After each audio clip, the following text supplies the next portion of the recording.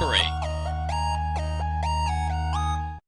While on the subject of popular video games from 2015, there was one particular game that stood out above all of them. The one game that took the internet by storm.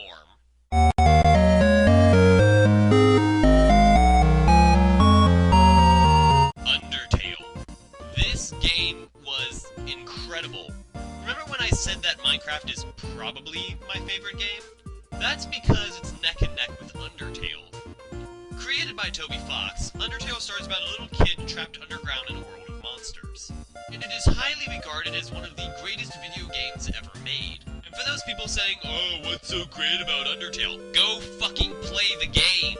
Anyone and everyone who plays this game becomes infatuated with it. And I am no exception. For those who have seen the StarFall playthrough of Undertale we have, you would have seen that I fell in love with this game within the first 15 minutes of playing. I don't think any other game has gotten me hooked onto it that fast. And it's understandable. The unique game mechanics, the lovable characters, the absolute kick-ass soundtrack. Everything about Undertale is just amazing. And that being said, Undertale by Newscape Pro. Newscape Pro has been on YouTube for a while, but only really sparked in popularity with a certain roleplay of his, which we will be getting into later, but for now, let's talk about his Undertale roleplay. This roleplay starts out with... oh, wait a minute.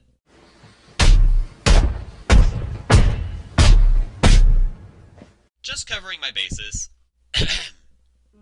This story starts out with two characters, Corey and Frisk, climbing Mount Ebott. Upon reaching the top, they come across a small hole when a landslide happens that knocks them into it.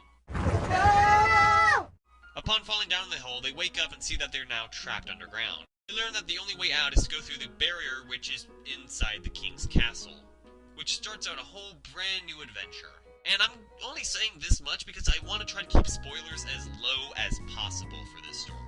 So let's just go ahead and dive into the good stuff about it. One of the best things about this roleplay is that it keeps very close to the source material. Almost every word that comes out of our characters' mouths comes from the game itself. They practically copy-pasted the entire script. Sup, bro? Oh man, what you know what's up, brother! It's been 8 days and you still haven't recalibrated your puzzles! But this does very well with keeping it to the original story that is this amazing game. Another good thing is that Undertale is known for being a very visually simple game, but still known for being very beautiful. That is also very well translated into the 3D world of Minecraft. It may be simple, but compared to the game, it looks like a huge improvement. They also use the music from the game, and like I stated before, the music is fantastic. But as well as being close to the game, they also have their own unique twists and turns. Starting with the fact that there are two main characters. Newscape Pro's roleplay shows the story with both Frisk and Chara together, which I thought was a pretty good idea. Not only that, it's the unique take on Chara that he put in. Chara in actual Undertale is a psychopathic murderer who commits mass genocide. Corey, in this case, is similar but not full-blown. He's not a psychopathic murderer, but he still tries to solve most of his problems with violence and is somewhat bitter throughout the whole journey, especially when in comparison to his partner Frisk, played by Shovel. Frisk is still Frisk, very peaceful, calm nature, and just fun to be around. And is usually the one that ends up making more friends with the monsters than Corey does. This is still a very nice, unique twist on the story itself, because you have both the genocide and pacifist people going through at the same time, leading to different reactions that you wouldn't normally expect. No, you know what? I have another idea.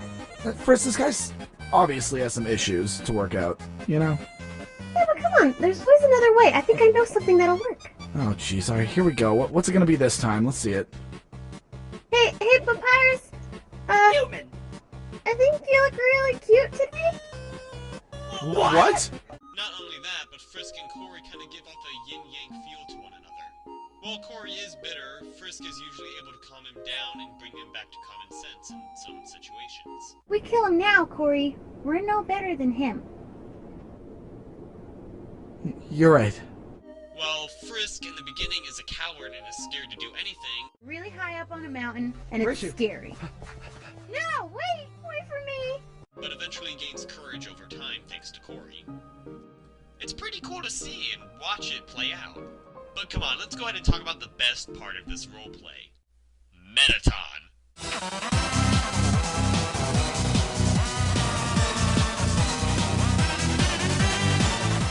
While I love all the characters in Undertale, despite my first impressions of him, Metaton is definitely one of my favorite characters in this game. And SpiderDance's performance as Metaton was outstanding. Just like the game, every moment Metaton is on screen is filled with laughter, and he just steals the fucking show. See, as Gordon. Oh yes! Welcome, beauties, to the Underground's premier cooking show. Get away from me! Time for our union-regulated break. Wait, our union-regulated break? What? Break. Wait, what is going on right now? Pulled out a book. But for as much as I love Undertale, there are a few problems with this roleplay. One problem being that it's stuck a little too close to the game. Remember when I said they copy-pasted the script? There are some moments where they copy-pasted it, and along with the lines of our main characters, it makes it sound a little weird at some points. Oh, Dine, this is a really cool sword you have here.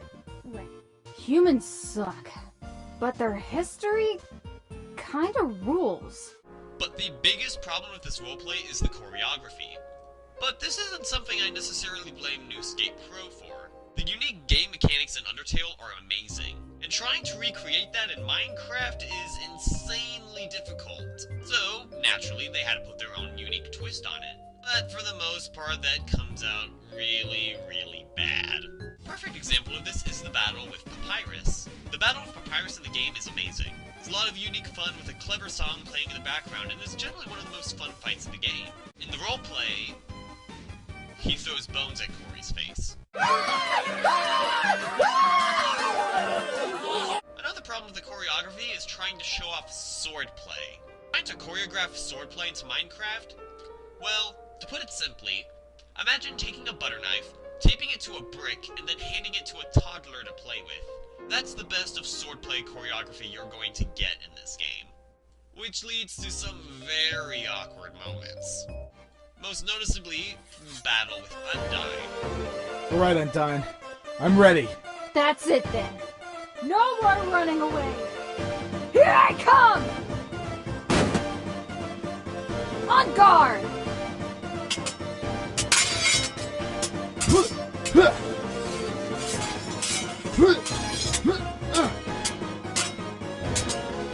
Your attacks are too easy, Undyne. Not bad. And how about this? Bricks and butter knives, everybody. The only battle I think was done very well was the battle with Muffet, which had a path of webs sticking out while they dodged spiders coming left and right. It was unique and pretty much stuck very close to the actual game. But sadly, this is probably the only battle that was done very well. I mean, hell, they pretty much admitted the choreography was awful during the battle with Metaton. Oh, I don't think they like that one. Uh-oh. Yikes. That was terrible. And the final problem is a small thing and is something more personal. Papyrus and Sans. Now, the people playing them did a fine job. They stuck to their character and did it very well. But, in my opinion, they should have swapped roles. Myth-San, who played Papyrus, Yo, who named me Mad Max? has done his own Undertale playthrough on his channel. I personally believe he can do a much better Sans impersonation. Sans is played by the YouTuber Adam Rodriguez. I just came here to fuck bitches. He does a good job of portraying Sans, but the voice doesn't match. You'd be dead where you stand. You'd be dead where you stand. You'd be dead where you stand.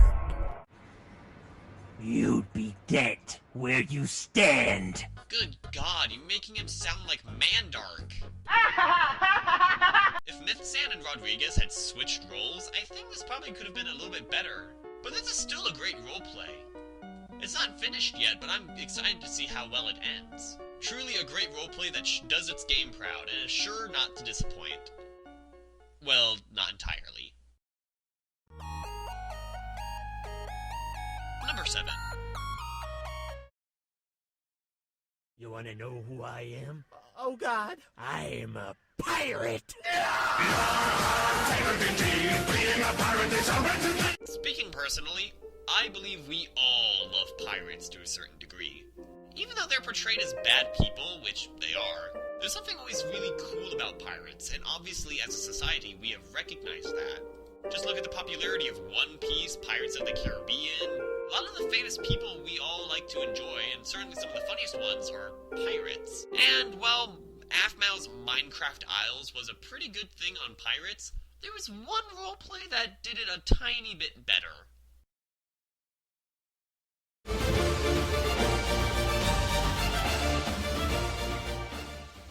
Pirates by SkyDoes Minecraft. I shouldn't have to say much about SkyDoes Minecraft. SkyDoes Minecraft is the second most subscribed Minecraft YouTuber, second to Diamond Minecart. And personally, he's my favorite YouTuber. This guy is just full of so much fun and energy that it's infectious. Hey, how's it going, man? You want a menu? Here you go. A menu? What do you want? Mac and cheese. Oh, number 7, that mac and cheese. Okay, let me check real quick. Yeah, no, we don't have that. Oh, why is it on the menu if you don't have it? I'm sorry. We're all out. What do you have? You wanna go ahead and pick something else? Some pizza? Okay, let me go check real quick. What are you checking in? Yeah, no, we don't have that either. What do you have? I'm gonna be completely real with you, man. All we have is this Etch-a-Sketch and some trail mix. I can go ahead and look in the bag real quick. Alright, hold on, let me check. Alright, so I found this jar of peanut butter. What are you selling? You wanna buy it? No! And recently he started doing roleplays. And one of his best roleplays was his Pirates roleplay. What's the story? It takes place with our 4 main characters, Sky, Ross, Jin, and Barney, all working on a ship heading back to England, where they're delivering hundreds of thousands of dollars worth of supplies. But one night, a storm strikes and crashes the ship into an island, leaving those 4 the only ones left alive. Though the island seems deserted, upon further inspection, they discover that it's actually a pirate's treasure trove. And not only that, the pirates are on their way back. They manage to fend off the pirates, overthrow the captain, and take over the ship, where they plan to sail the 7 seas, searching for enough treasure to buy their way back into England for losing all the supplies they lost. And that's a basic summary of it, so let's go ahead and dive into the good things. Best thing about this roleplay, it is visually beautiful. SkyDoes Minecraft is a proud user of the shaders mod, so every setting of this roleplay looks outstanding. Whether it's just the ship on the seas or the various islands they go to, everything looks beautiful. Also, the camera work was very well, showing off all the different surroundings. Another good thing is that the voice acting was pretty well done. There's only like 1 or 2 cringy moments an episode within their dialogue, and for the most part, I didn't have a problem with it. They stuck very nicely to their characters throughout the entire thing. Also, this roleplay is a nice blend of both drama and comedy. Yes, it has its funny moments, but it also has its intense moments where life or death is on the line. It's just been us 2. I thought everyone else was dead. Well, our situation just improved 1,000,000%. I thought I was stuck here with Cabin Boy. But definitely one of the best things about this roleplay is that it's the first roleplay on this list that is an original story. Look at all the other ones on this list so far. They've been based on animes and video games. This is the first unique story. Even though it is obviously inspired by Pirates of the Caribbean. I mean, come on, it's the fucking theme song. But every great piece of work has its downsides. Similar to Undertale, the choreography sucks. But what puts it above Undertale is that the choreography is slightly better, and at some moments, kind of badass. Just watch this scene.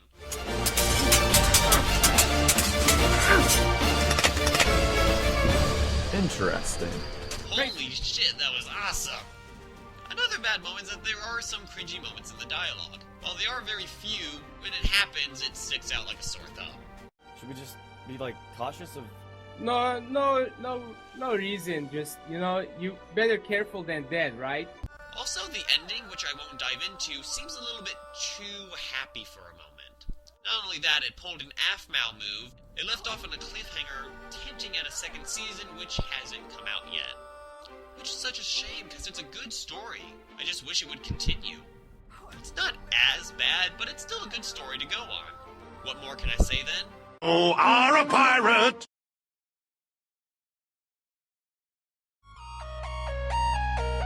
Number 6.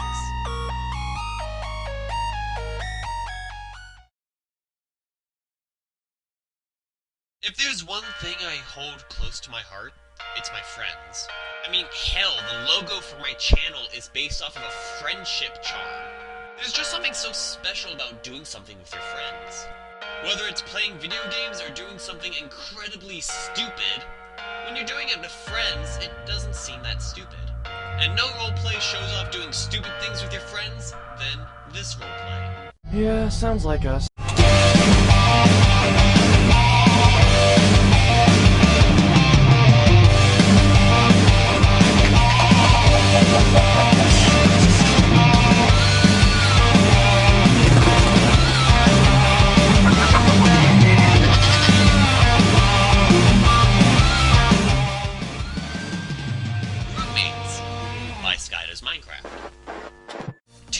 Does Minecraft roleplays back to back? What is this? I wasn't planning on it, but this is the way it came out. Since we've already discussed Sky Does Minecraft, let's go ahead and just dive into the story. It takes place with our farming heroes Sky, Ross, Jin, and Barney. Man, I just had the weirdest sense of... Man, what's that thing called when you think you've done something, but you don't know if you did it? How the fuck should I know? After going through their weird high school experience, they all graduate and decide to move into Sky's home, where every day they go on a new wacky adventure. It's almost like a Saturday morning cartoon, with every episode dealing with a different conflict. And that's all there really is, there's not much story to it. Every episode is different, and references different sources of popular media. Marvel and DC, to Rick and Morty, to Five Nights at Freddy's. It covers quite a bit of popular media. It might not sound like much, but there's a reason why it's above Pirates. Roommates is one of the funniest roleplays I have ever seen. Where Pirates is a good blend of both drama and comedy, Roommates is full-blown comedy. It knows what it is and cuts straight to what you want to see to make you laugh. And there is not a single episode where I haven't laughed my ass off. What are you people in here? Did you break in? You have to get out right now. This place is dangerous. The animatronics here, they... Ah!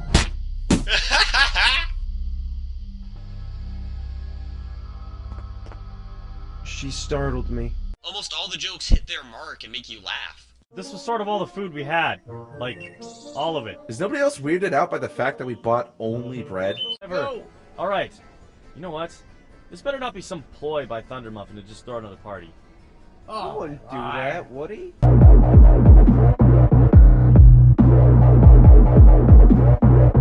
I don't think he would do that.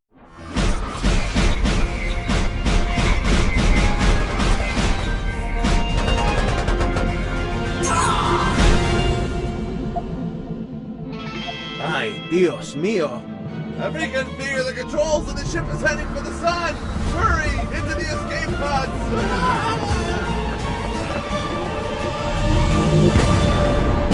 Get down, Mr. President! Wait. I don't remember any of that happening.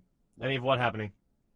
Not only that, this roleplay has the best natural voice acting. The reason why I think that is because the characters don't need to get into character. They're playing themselves. It's glorified versions of themselves, but it's still themselves. This means they just have to be themselves. They don't have to get into character. They can just go out and have fun. And you can clearly tell they're having a lot of fun making this roleplay. We don't have any money. We can't go shopping if we're broke. What? What happening to all of the golds that your grandpa's has left you? Barney, that's not gold. That's butter. You can't buy things with butter. Our house is a special case. I tried buying things with butter once. It didn't work. What do you meaning bothers? That's not a bothers. That's a gold. Barney. Just dope. The visuals, while also simple, look very amazing.